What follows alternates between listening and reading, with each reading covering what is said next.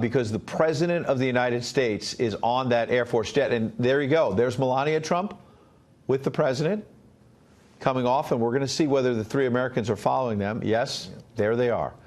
Let's let this moment breathe for a second and stay out of the way.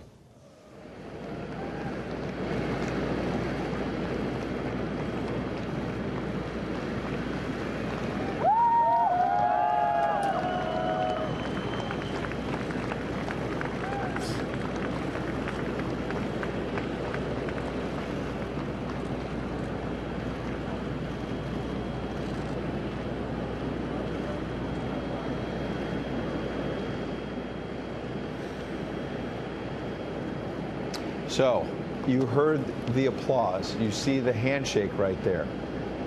We see at least two of the freed Americans there next to the First Lady. The third is emerging from the plane as well.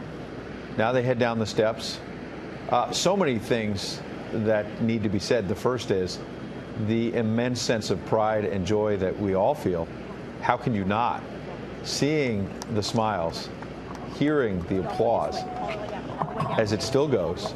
And also, you can't help but notice that in contrast to the tragedy of Otto Warmbier, who came home from North Korea and died shortly thereafter, as we heard in the initial reports from Secretary of State Mike Pompeo and other sources, you see Mike Pompeo there receiving some kind of a note card. Maybe it was a note from one of the freed hostages, and there's the broad smile from Mike Pompeo, who has just been on the job literally for days now, and in one of his first major acts is bringing home three freed Americans. Jim Carafano from the Heritage Foundation is joining us. Jim, you know, I'm not a doctor, you're not a doctor, but they look pretty healthy. Yeah, I'm sure they're pretty happy. You know, we've had people come out of the North Korean system before. It's pretty brutal. Yeah.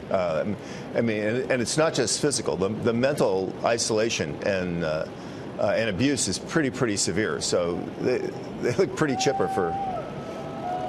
Now, let's see. The president's coming towards the camera, so we want to let this breathe and keep everything open. Boy, the joy, the hands in the air.